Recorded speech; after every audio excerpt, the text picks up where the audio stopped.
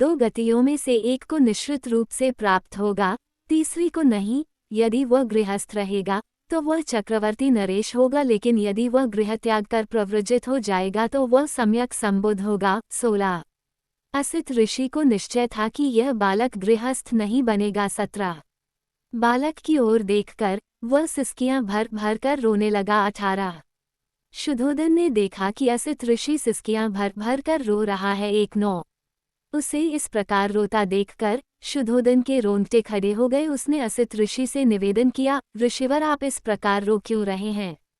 आंसू क्यों बहा रहे हैं? ठंडी सांस क्यों ले रहे हैं? मैं समझता हूँ कि बालक का भविष्य तो निर्विघ्न ही है।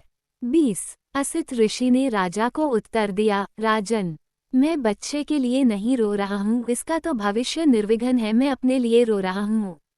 21 ऐसा क्यों?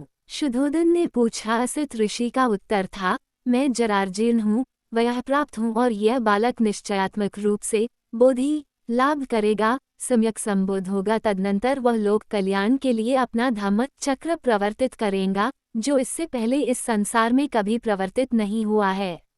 22 जिस श्रेष्ठ जीवन की, जिस सद्धर्म की वह घोषणा करेगा वह आदि में कल्याणकारक होगा, मध्य में कल्याणकारक होगा और अंत में कल्याण का कारक होगा। वह अर्थ तथा व्यंजन की दृष्टि से निर्दोष होगा, वह परिशुद्ध होगा, वह परिपूर्ण होगा। 23 जिस प्रकार राजन कभी कहीं इस संसार में उदुम्बर गुलक पुष्पित होता है, उसी प्रकार अनंत युगों के अनंतर इस संसार में कहीं बुद्धोत्पाद होता है। राजन, इसी प्रकार निश्चय से यह बालक बोधि लाभ करेगा, सम्यक संबुद्ध होगा और तदनंतर अनंत प्राणियों को इस दुखमय सागर के पार ले जाकर सुखी करेगा। 24 लेकिन राजन, मैं उस बुद्ध को नहीं देख सकूंगा, इसलिए राजन, मैं इस दुख से दुखी हूँ और रो रहा हूँ। मेरे भाग्य में उस बुद्ध की पूजा करना नहीं बदा है। 25 तब राजा ने असित ऋषि और उसके भांजे नाहक नरदत्त को श्रेष्ठ भोजन से संतर्पित किया और वस्त्र दान दे उनकी परिक्रमा कर वंदना की।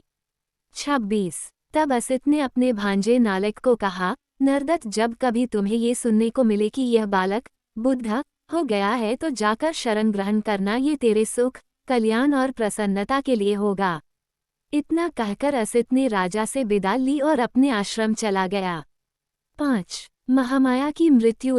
5वें दिन नामकरण संस्कार किया गया। बालक का नाम सिद्धार्थ रखा गया। उसका गोत्र गौतम था, इसीलिए जनसाधारण में वह सिद्धार्थ गौतम से प्रसिद्ध हुआ। 2 बालक के जन्म की खुशियां और उसके नामकरण की विधियां अभी समाप्त नहीं हुई थी कि महामाया अचानक बीमार पड़ी और उसके रोग ने गंभीर रूप धारण कर लिया। 3 अपना अंत समय निकट आया जान उसने शुद्धोदन और प्रजापति को अपनी शैया के समीप बुलाया और कहा, मुझे विश्वास है कि असित ने मेरे बच्चे के बारे में जो भविष्यवाणी की है वो सच्ची निकलेगी। मुझे यही अफसोस है कि मैं इस वाणी को पूरा हुआ न देख सकूंगी। 4 प्रजापति, मैं अपना बच्चा तुम्हें सौंप जाती हूँ, मुझे विश्वास है कि उसके लिए तुम उसकी माँ से भी बढ़कर होगी। 5 मेरा बालक शीघ्र ही मात्रहीन बालक हो जाएगा, लेकिन मुझे इसकी तनिक चिंता नहीं है कि मेरे बाद यथायोग्य विधि से उसका लालन पालन नहीं होगा।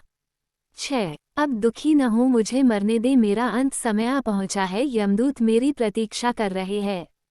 इतना कहते कहते महामाया ने अंतिम सांस ले ली। शुद्धोदन और प्रजापति दोनों को ही बड़ा दुख हुआ, दोनों फूट फूट कर रोने लगे। 7 जब सिद्धार्थ की माता का देहांत हुआ तो उसकी आयु केवल 7 दिन की थी। 8 सिद्धार्थ का एक छोटा भाई भी था, उसका नाम था नंद। वह शुद्धोदन का महाप्रजापति से उत्पन्न पुत्र था।